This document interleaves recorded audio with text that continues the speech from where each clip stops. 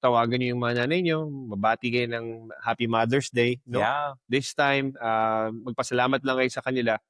At kahit na siguro hindi gano'n ka-okey ang relationship, meron pa rin silang, factor na ibinigay sa inyo kaya kayo ngayon ay nandiyan. So, mas maganda na maalala niyo sila, talagang mas maganda na meron kayong, time to communicate.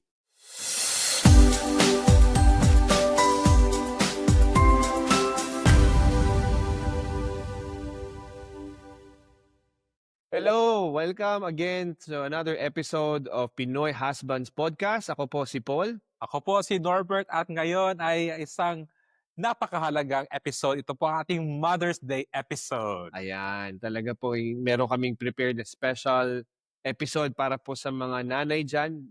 Lalong-lalo na sa mga nanay ng mga Pinoy husbands Yes. abroad. Ayan. Iba ang nanay. Iba ang nanay, no? Ang Kaysa sa Pinoy husband talaga. Totoo yan. Malaki pong parte ng buhay ng mga Pinoy husbands abroad ang nanay. Paano kami nandito ngayon at ganoon din sa ibang mga Pinoy kung ano yung naranasan nila dahil po sa inyong mga nanay dyan. Maraming salamat po. Yeah, lalo na po sa mga single moms natin dyan na Yan. nakikinig. Talaga pong saludo kami sa inyo. Hindi madali ang buhay na mag-isa mong kinakayod. Ayan, lalo na po dun sa mga nanay na nagpaaral ng mga anak na ngayon ay nasa abroad. Kung hindi po dahil sa inyo ay marami pong mga lalaki, mga asawa na nasa Pilipinas pa rin ngayon at hindi nakatulong. Kaya po maraming salamat. Feeling ko talaga malaki ang effect ng mga nanay na para hindi maging batugan. Lalaki. Takot sa nanay eh. Ayan, di ba? oo. At I think sa mga Pinoy, no, yung nanay is, yung respeto natin sa nanay, mas mataas. Kumpara sa ibang mga, siguro sa mga Western counterparts. Na yung love sa mga nanay, yung respeto, yung ano ba, the way we absorb the wisdom, no? Oh, I think, yeah. I think para din na-observe ko din na kasi dun when I also live in Africa, nakita ko din yung paano talaga yung parang gangster na gangster. Pero pag ang nanay nandyan, talagang walang gangster eh. Talagang takot sa nanay.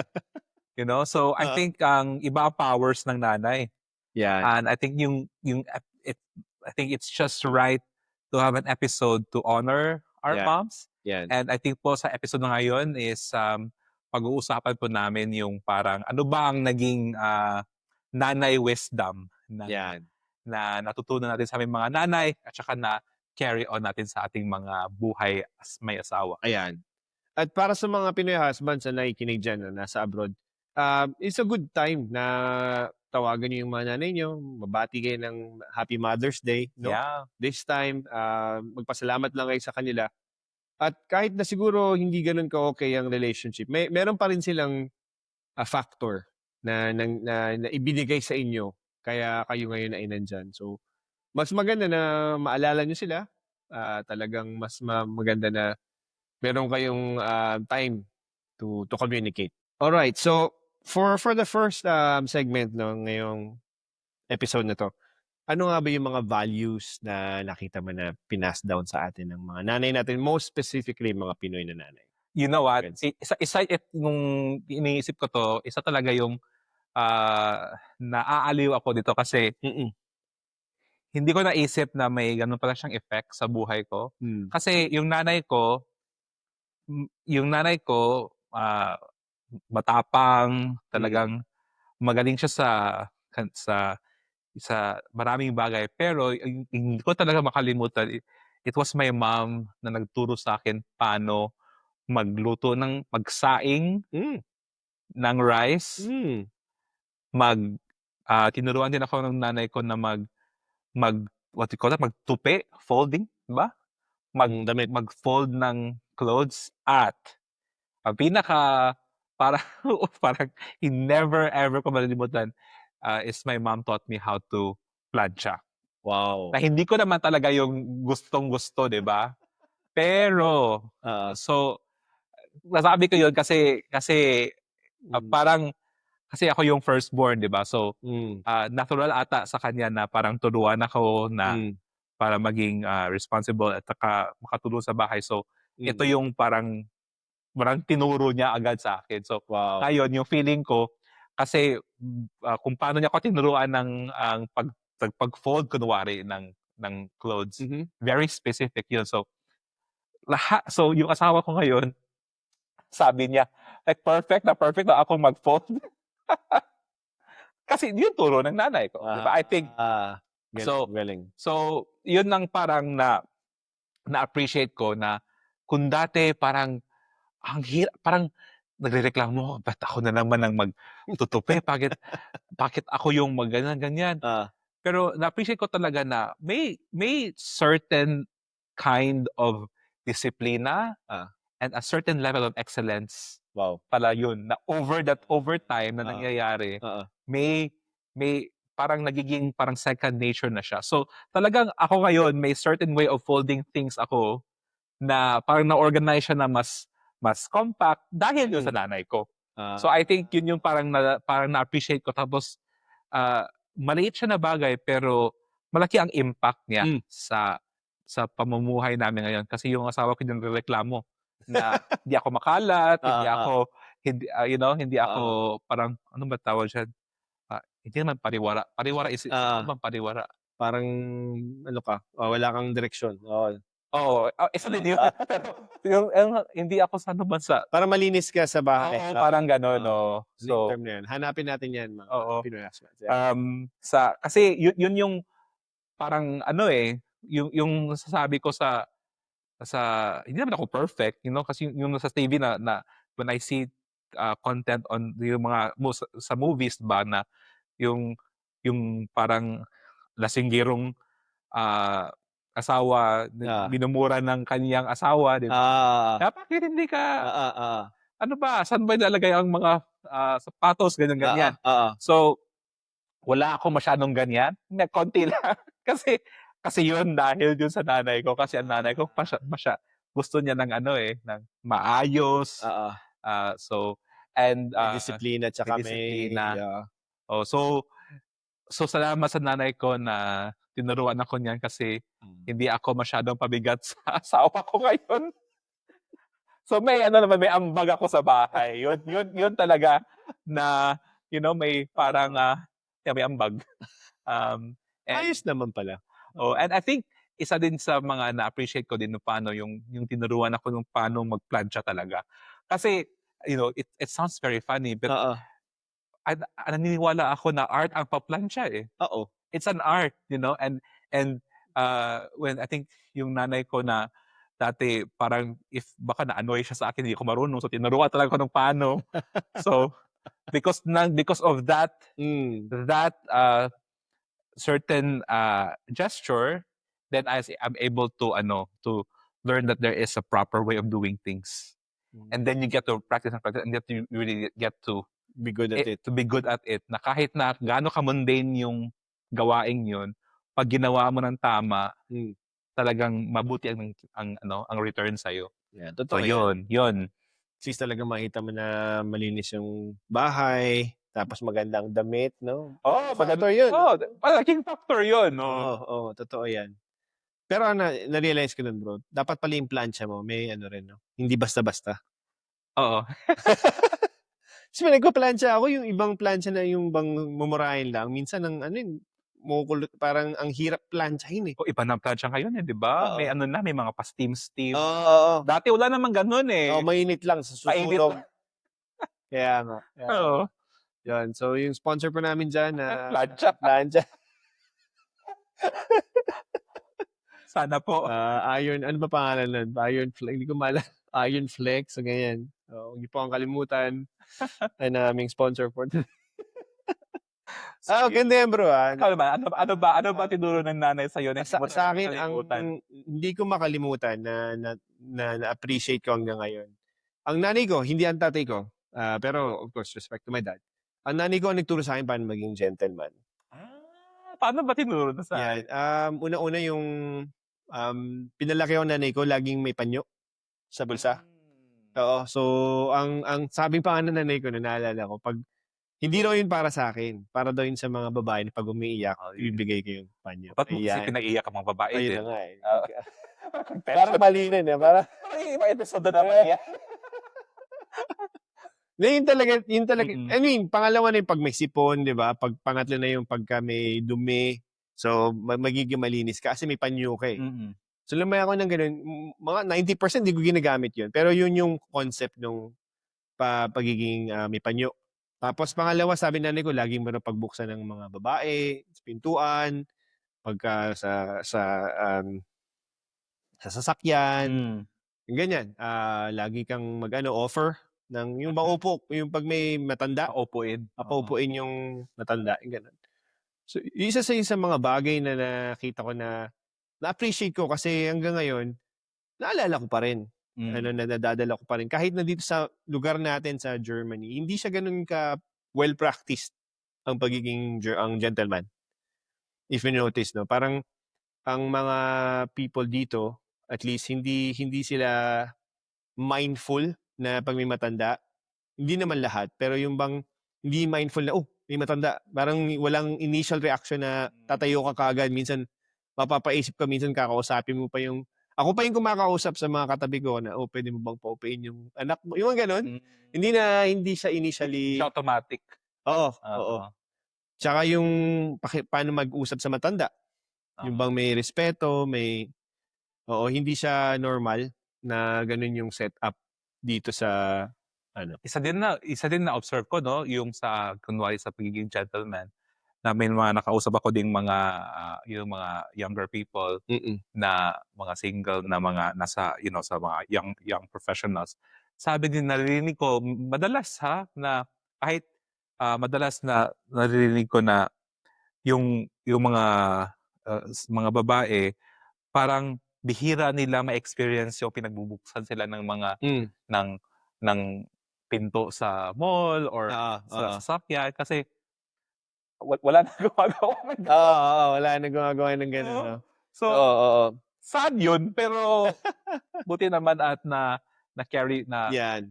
Naki-carry on pa rin dahil sa wisdom ng mga nanay. Like, malaking bagay talaga yan na tinuturo nila. And isa pa dun yung naalala ko na ang nanay ko is very mapagpatawad tsaka very generous. Lagi sa bahay, mostly meron kami mga bisita. Hingi lang ng tulong. Tapos ang nanay ko, lagi lang siya tumutulong. Minsan nga nagagalit pa ako. Parang, ano ba yan? Lagi na lang humihingi. Parang minsan borderline, naabuso. Parang ganon. Pero nanay ko, sige, bigay lang. Ano lang siya, mabait. Talagang maraming kaibigan. Tingin ko, nanay ko kapag dumating na yung panahon, parang buong baryo siguro bibisita. Oh, wow. Yun ang proud na proud ako sa nanay ko. Wow. Wow. Maganda. Yung pagiging yung pagiging sa akin naman, yung pagiging negosyante, yung pagiging entrepreneur sa nanay ko, yun nakuha. Kasi yung magaling yung nanay ko magaling siya sa negosyo. At saka magaling siya sa pakikipag-relate. Ano ba sa Tagalog yan? Relasyon. Hindi. Salamuha. Pakikipagsalamuha sa iba't ibang klaseng tao. So, feeling ko, nanay ko, kahit na anong bagay, pwede niya ibenta eh. Benta talaga niya. So, yun yung parang na-appreciate ko. Nakikita ko sa life niya kasi na hindi siya basta-basta sumusuko. So, I think mostly when growing up, I always see her like in sales or may mga nag-run siya ng mga company. So yun yung parang nagiging nakikita ko sa kanya na kahit na anong klaseng tao kaya niyang magsalamuha, kaya niyang kausapin, hindi siya nahihiya, parang feeling ko nga parang magaling yung nanay ko sa ganyan. Ako nahihiya pa ako kasi hindi ako masyadong confident sa ibang bagay, pero Yung Oo. nanay ko pa hindi ko nakitaan na parang hindi siya naging confident in anything. Wow, She's galing, always very confident. So, yun yung parang na na ano ko na parang na-appreciate ko na at kumbaga kahit na maging at least half ako ng kanyang confidence, puwede na yun, 'di ba? Galing, So galing. na-appreciate ko yun sa kanya kasi ang daming para bang at least may parang standard ako na parang nakita at Hmm, saka parang puwedeng i-follow. hmm, So, alam ko naman na yung mga katrabaho niya, ang daming katrabaho niya na, they love her and they really appreciate what she does. And that's why at least sa in the terms of business hmm. and in terms of, leading people, 'Yan, ah, magaling ang nanay ko diyan. ayan. That's good, that's good. And as we continue to dun sa next segment 'no, so 'to parang generally speaking 'no, about our nanay. Paano nga ba yung mga nanay natin maging impluwensiya sa buhay may asawa 'no, lalo na sa foreigner? So, one of the things na ang mashe-share ko diyan is yung ano, um, nanay ko laging nagsabi sa'kin na parang lagi mong i-pursue, maging Mhm, malambing, mhm, tsaka i-pursue ang asawa mo. mhm, Parang wag mong i-give up na lagi siyang suyuin, lagi mo siyang, um, intindihin. Yung mhm, sabi sa nanay ko, eh, lagi kailangan ko daw dapat, lagi kang handa na umintindi. Kasi 'pag mm. 'pag hindi mo 'pag ikaw ay hindi umintindi sa asawa mo, wala na. Matatapos na ang relasyon niyo. So talaga dapat meron kang chance na So, kahit na anong mangyari dapat ikaw muna ang oo, umiintindi. oo. Mhm, Kasi ikaw yung ano, 'di ba, ikaw yung head ng family, ikaw yung responsible in terms of God, 'di ba? hmm, So, meron kang dapat chance na binigyan mo ng pagkakataon na intindihin yung asawa mo, wow. 'yan. 'Yun yung nakita ko sa kanya. At nasabi rin at the other hand din, nasabi rin sa'kin ng nanay ko, ito bago pa ako maging, asawa, nung bata-bata pa ako. Nakakatawa kasi, Kahapon lang. hindi ano 'to, nung na-busted ako nun, bata ako. Ay, grabe. Sabi sa'kin ng nanay ko, "Pagka nagmahal ka daw, 'wag mo ibigay lahat." Yung tama lang, ano lang yung tamang ano, 'wag ka masyadong parang, todo bigay kung alam mo namang wala ang patutunguhan, Oo, ayan. para may hugot yun. Oo, galing nga, eh, galing nga, eh. Sa simula nun parang ano ka lang ba, steady, Oo, maayos ka lang.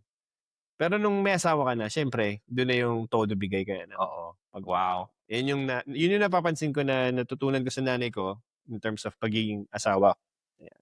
I think yung nakita ko ngayon parang is sort of Hmm, ano bang influence ng mga nanay sa buhay mag-asawa, 'yan, 'yan. Like, ah, kunwari yung asawa ko parang may ano siya, may parang alinlangan on something, na parang parang may parang, doubt siya about a certain thing or kunwari ito na lang para mas ma-simple na example, parang may pagkain na hindi niya alam kung Hmm, okey pa ba siya kainin oo, oo, or hindi hindi na siya makakain or parang okey pero parang hindi. So, may pag-aalinlangan. So, oo, ako naman wala naman akong masyadong alam diyan. So, 'yan. sasabihin ko, so, anong sabi ng nanay? So, pipicturan niya yun, papadala sa nanay, tapos Ah, magdi-discuss pa sila dun tapos ah, okey then. So, parang nakita ko, may talagang ano, trust na, may trust ta's oo, may of course may trust pero ang ano pala may weight pala talaga yung sinasabi oo, yung 'yan, opinyon, 'di oo, ba? oo, And in the same way naman yung kapag kapag kunwari 'pag ako may sipon or something, parang not feeling very well, yung parang ano, yung parang nature natin, parang anong sabi parang nanay talaga, 'di ba? Kahit mm, na tayo medyo matanda na, oo, parang naghahanap ka pa rin ng nanay mo, ano bang oo, sasabihin ng anong nanay? sasabihin ng nanay mo? Ano Oo, bang iinumin ko, ano bang oo, kakainin, 'yan, 'yan. paano ba paano ba gumawa ng champorado or lugaw, parang ganyan. Ayan, totoo 'yan, So yun tinatanong ko din yung nanay ko kung oo, ano ba yung, puwedeng gawin, home mm, remedy or parang ganyan. mm, So, doon parang nami-mix na din siya sa Mm. relationship at doon can you discuss things. Yan, I mean, yan, iba naman ang mga nanay natin 'di ba yan. tapos hindi pa sila nagkikita, hindi pa sila nag-uusap. Oo, oo. So may talagang may impact 'yun sa relationship. At, isa din sa mga natutunan ko early on na totoo din sa ano, western world 'no, kung 'pag nakita mo yung girlfriend mo pa lang, paano niya itrato ang nanay niya, Mm. dun mo makikita kung magiging magandang asawa ang babae o ang lalaki din 'no, pagka Mm. sa mga babae ng nakapakinig, kapag nakita po ninyo yung boyfriend ninyo, eh, medyo bastos sa nanay niya, hindi indicator na daw siya na hindi magiging magandang asawa. Talaga ba? Oo, kung Oo paano mo nga 'no. irespeto ang nanay mo. Kahit na hindi sila maayos, yung naghiwalay sila ng landas o iniwan sila Mm. nanay nila. 'Pag nakita ng ng potential spouse na, maayos naman pala siyang tratuhin yung nanay niya, makikita mo na magiging mabuting asawa. Oo, maganda 'yun. Oo, yun yung Magandang indicator, sign 'yun, yeah, oo. na matututunan mo na, ayos 'to. Oo nga, kasi kahit naman siguro gaano ka yung relationship Oo, ng parent with the child, mm. 'pag talagang may respeto, eh, Oo, 'di ba? oo. I mean, regardless of hindi ko alam kung ibang usapan na po 'yun kapag ibang topic na, Oo, pero, oo. kung kung paano talaga tini-treat or how your spouse talks about the parent, Mm, that also really oo, makes a difference, eh. mm. Mm. And isa rin sa buhay mag-asawa yung number one nakita ko na at least sa amin ng asawa ko 'no, totoo din dun sa mga narinig ko na yung kapag nag-away ang mag-asawa, normal, at bini-bring up mo yung nanay sa conversation, ikaw kasi yung nanay mo ganyan, eh, lalong times 10 ang away. Lalong mag-a-amplify ang pag-aaway dahil bini-bring up lang yung nanay nung ano, Oo, nung spouse mo. totoo 'yan. Oo. Oo, so 'wag na po. 'Wag na po ninyong idamay ang mga nanay niyo sa inyong Oo. mga pag-aaway. Ayan, totoo 'yan. Kasi wala namang kinalaman ng nanay niyo dun. So, parang hindi ko alam bakit gano'n, galit ba? Parang hindi ka nag-iisip na up na minsan na-i-share mo yung kuwento ng yung pagsama ng loob mo sa nanay mo, na-i-share mo sa asawa mo ta's ginamit niya. Pag-aaway niyo 'no, lalo ka talagang magagalit, 'di ba? May ano din sa'kin, sabi sa'kin noon na parang, sabi niya, I think yung parang, marriage Mm, counselor din na hmm, na 'pag nag-aaway daw kayo hmm. tapos, ah, may hindi kayo pagkakaintindihan ng asawa mo, 'wag mong isumbong Oo, 'yan. sa nanay mo. 'Yan. Sort of Oo, oo, oo. na yung asawa ko ganito, Oo, oo, 'wag daw yun. oo, Hindi daw yun maganda kasi oo. siyempre kakampihan ka ng nanay mo, Oo, oo, ta's oo. okey na kayo, sila hindi pa sila 'Yan, 'yan, okey. 'yan. And Totoo 'yan, totoo 'yan. ano na 'di ba, parang masisira na yung image Nanay. ng nanay Oo, mo sa oo. sa spouse mo, 'Yan, 'di 'yan, ba? totoo. And hindi yun maganda. Oo. Oo. Mas kinikimkim ng nanay natin yung mga paghihirap natin na minsan sa'tin baka hindi naman masyadong mabigat, Hmm, tapos okey na pala tayo, sa kanila yung sakit din. oo. Ang follow-up advice sa'kin ng mentor ko diyan is yung 'pag may issue ka sa asawa mo, dalhin mo sa nanay niya. Ah. Yun ang follow-up dun na, yung anak po ninyo ganyan-ganyan, puwede niyo bang kausapin?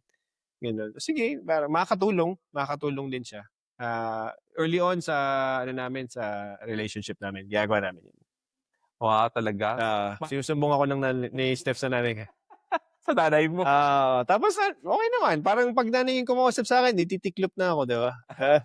Parang t-shirt na Tiklop. oo, parang t-shirt na Pero mas maganda din naman yun 'di ba, kasi alam naman ng nanay natin kung paano tayo oo, alam ng nanay natin kung paano tayo kausapin. 'yan, oo, totoo Oo. 'yan. So Para mahalaga na maganda yung relationship ng ah, spouse oo. natin sa nanay natin. 'Yan. Naalala ko nga yun, eh, tumawag na lang, Ian kasi pangalan ko. Ano, "Ay, tumawag sa'kin ang asawa mo." Gano'n, ba? Ah, Wala na akong maano dun, kasi ganito, eh, ako pa yung nagdadahilan sa nanay ko.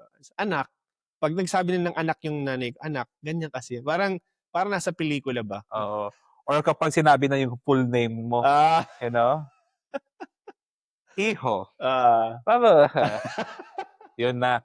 Alam na natin yun. alam na. Wala ka nang Oo. masasabi dun. So, maganda yun. Magandang mga dynamics. Importante nga yun, yung ganong dynamics, 'no? Okay, so sa pagtatapos po ng ating episode ngayon, 'no, ano nga ba talaga ang challenge for the Mother's Day? Ito, may maganda akong challenge ko. Gusto mga Pinoy husbands, pwede kung i-cha-challenge ko kayo na mag-send ng voice note or Yan, video message yan. sa inyong mga nanay at, pasalamatan niyo, sabihin niyo that you love them and appreciate them and kahit na ano pa man ang inyong relationship with her, I think ah, hindi mo maide-deny na ang mga nanay natin ang talagang Mm. nagsakripisyo at nagtiyagang buhayin tayo. So, Ayan. i-honor natin ang ating mga nanay. So yan, take time to send your mom a voice note or a message or kahit na ano para ma-express mo lang yung appreciation mo sa kanya. Ayan. Tama, tama. Maraming salamat po again sa inyong panonood sa aming episode ngayon. Again, hindi namin goal na maging perfect po kayo na husband, pero talagang maging better lang at maging maayos ang inyong buhay mag-asawa. Hanggang sa susunod na episode ng Pinoy Husbands Podcast. Bye-bye! Bye!